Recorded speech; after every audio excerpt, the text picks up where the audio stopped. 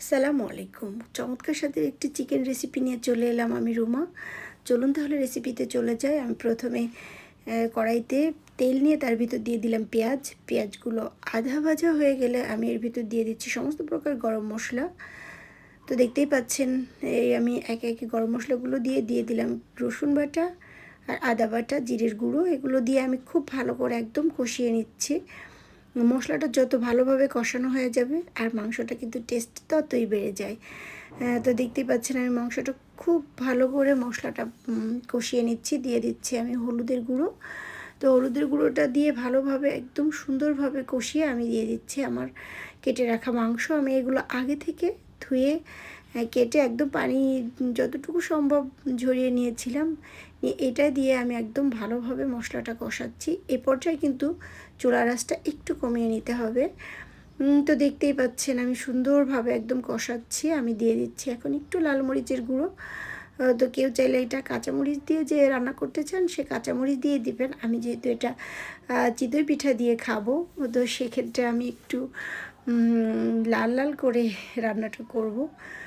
আর তো দেখতে পাচ্ছেন খুব সুন্দরভাবে কষানো হয়ে গেছে। কেউ যদি শুধুমাত্র কষা মাংস খেতে চান সেক্ষেত্রে এখানে অল্প আঁচে কষিয়ে সুন্দরভাবে একদম সিদ্ধ হওয়া পর্যন্ত নেড়ে চেড়ে কিছুক্ষণ পর পর নেড়ে চেড়ে তারপরে খুব ভালোভাবে কষিয়ে তেলটা যখন উঠে আসবে তখন আপনি এটা নান, পরোটা অথবা পোলাও, ভাত যে কোনো কিছুর সাথেই খাওয়া যাবে।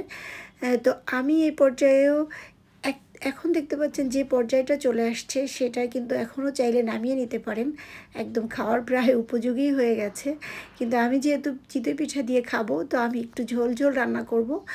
তো দেখতেই পাচ্ছেন আমি আগে থেকে আলুটা ভেজে নিয়েছিলাম। এটা লবণ আর হলুদ দিয়ে তেলের ভিতর সুন্দর করে আলুটা ভেজে নিয়েছি যাতে করে আলুর কাঁচা গন্ধটা না আসে।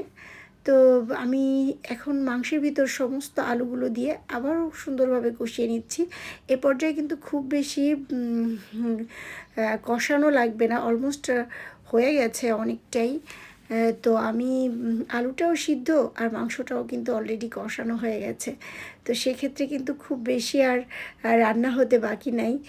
তো আমি এখন ঝোলে পানি দিয়ে দেবো। আর যদি এটা গরম পানি দেওয়া যায় তো দেখতেই পাচ্ছেন সেক্ষেত্রে কিন্তু আরও তাড়াতাড়ি হয়ে যায়। তো আমি জাল ওঠা এখন ভালোভাবে জাল দিয়ে যতটুকু ঝোল রাখবে টানিয়েছি আমি এতটুকু রেখেছি। মাঝখানে একটু স্কিপ হয়ে গেছে জাল ওঠাটা।